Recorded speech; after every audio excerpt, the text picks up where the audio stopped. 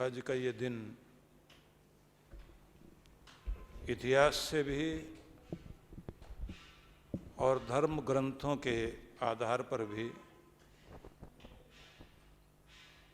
और हमारे जो मिथक हैं उनके अनुसार भी महत्वपूर्ण दिवस है।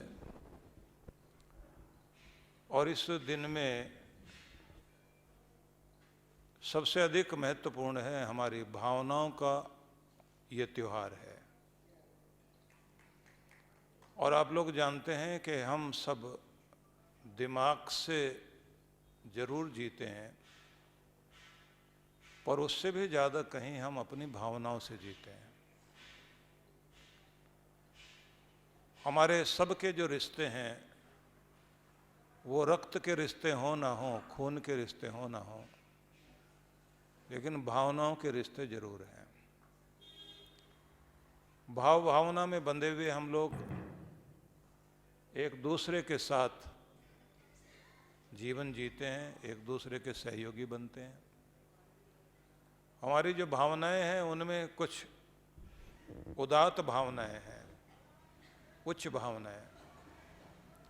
वो जो उदात्त उच्च भावनाएं हैं उनमें दया, करुणा, प्रेम, सौहार्द, वात्सल्य, ममता, सहानुभूति, सहयोग, दूसरों को क्षमा कर देना, उदारता का गुण अपना लेना, सहनशीलता अपना लेना, सहयोगी बन जाना, उत्साही होकर कार्य करना, गंभीरता का ले आना,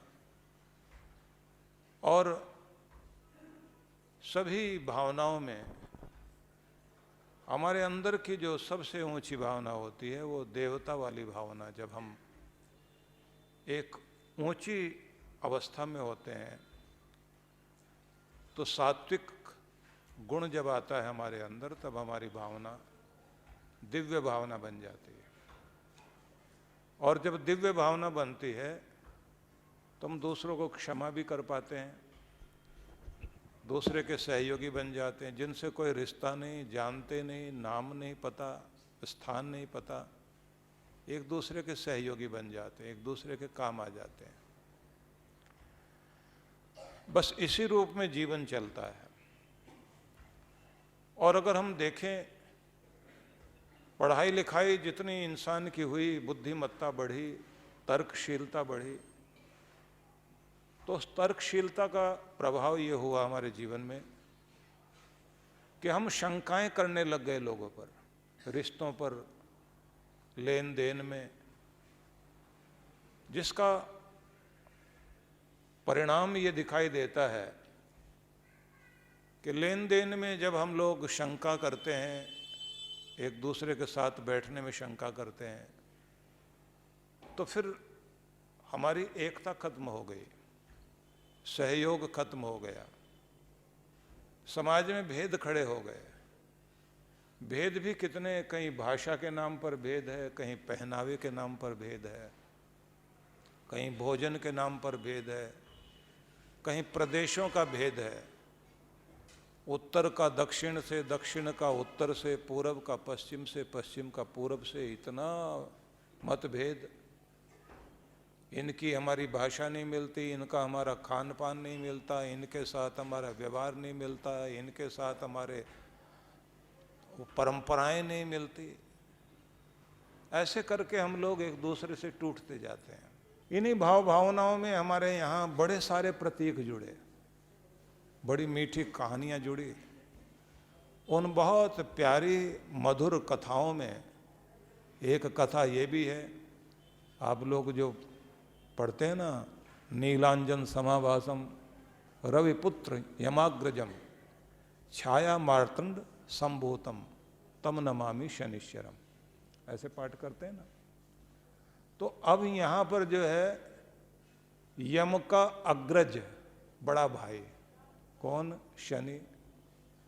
छाया मार्तंड संभूतम, छाया और मार्तंड मतलब सूरज से जो उत्पन्न हुआ, मतलब सूरज का पुत्र शनि, यमाग्रजम और यम का बड़ा भाई, यमराज का बड़ा भाई शनि।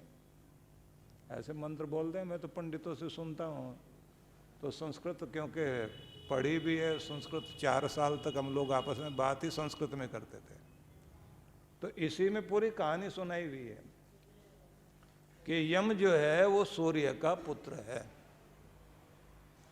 और यमी उसकी बहन। अब ये हमारे जो मिथक हैं, जो हमारे चली आ रही परंपराओं से कथाएं हैं, उनमें कहा गया है कि यम और यमी, यमी यमुना, जीवनदायी यमुना के तट पर हम बैठे हैं और कहते हैं कि यहाँ आज के दिन यमुना बहन से मिलने के लिए यम गए थे। तो यम जब पहुँचे तो बहन ने अपने भाई की बहुत अच्छे से स्वागत सत्कार करके, आतिथ्य करके, आवभगत करके उन्हें इतना सम्मानित किया कि वो बहुत प्रसन्न हो गए। भाई को तिलक लगाया। तिलक लगाने के बाद अब यम बोले तुम्हें क्या चाहिए? तो उन्होंने कहा कि बस यही आशीर्वाद दो कि जो भी बहन अपने भाई को तिलक लगाए उसकी आयु को लंबा करना और उस पर इतनी करुणा करना कि उसे अपना संताप नहीं देना, मृत्यु का संताप उसको ना मिले। अब ये संताप जो है वो 9 तरह का होता है। यम का संताप 9 तरह का होता है, जिनमें एक संताप माना जाता है चिंता में घुलते रहना, डर कर जीते रहना, ये दूसरा है। तीसरा है निराशा में पड़े रहना। चौथा है क्रोधित होकर हर समय आग बबूला होते रहना। कुछ लोग बोलते भी ऐसे हैं कि सुनते ही तन बदन में आग लग जाए। तो तन में तो आग लगती है, बदन मतलब मुख पर भी ऐसी आग लग जाए, आदमी आग बबूला हो जाए, क्योंकि आग का काम यही है कि वो ईंधन पड़ते ही उसे भी अपने जैसा बना लेती है। तो चाहे भय है, चिंता है, निराशा है, दुख है, संताप है, पीड़ाएं हैं, यंत्रणा है, कर्ज है, और फिर कोई भी इस तरह की आर्थिक मृत्यु, सामाजिक मृत्यु या अपयश हो जाने से जो मृत्यु होती है, या कुल खानदान टूटने से, रिश्ते टूटने से जो एक तरह से इंसान की मृत्यु कहलाती है, तो ये 9 छायाएं मृत्यु की हैं। तो उसने कहा कि आप इतनी दया करना कि जो भी ऐसे स्नान करे और पूजन करे, और इस दिन जिस दिन तुम हमारे घर आए हो, इस दिन को हम तुम्हारे नाम से दुनिया में याद रख सकें और ये फिर एक त्यौहार बन जाए। और उसके बाद कहते हैं ये त्यौहार बन गया, इसका नाम हो गया यम द्वितीया कहिए या भैया दूज कहिए। ये एक कहानी तो वो है, और फिर बहुत सारी कहानियाँ, क्योंकि कृष्ण भगवान के साथ जुड़ी हुई कहानियाँ भी हैं। सार में हम सिर्फ यही कहें कि ये भावनाओं का त्यौहार है, और भावनाओं के त्यौहार में सिर्फ इतना ही नहीं होता, क्योंकि भगवान को कहते हैं ना, त्वमेव माता च पिता त्वमेव सैनो बंधुर जनिता सविधाता। भगवान जो है हमारा बंधु, सखा, हमारा पिता, माँ, सब कुछ है, सारे रिश्ते उसके साथ में हैं। तो ये सारे रिश्तों के पीछे एक ही चीज़ होती है, भावना। और फिर यहाँ तिलक लगाने की जो बात है, वो आज्ञा चक्र में तिलक लगाते हैं, और भाई जो है बहन के सिर पर हाथ रखकर आशीर्वाद देता है। तो एक आज्ञा चक्र खोलती है, दूसरा उसका सहस्रार चक्र खोलता है कि तुम्हें भी भगवान की प्राप्ति हो, दुखों से मुक्ति हो। और बहन कहती है तुम्हारा सौभाग्य बढ़े और तुम्हें ईश्वर की ओर जाने का अवसर मिले।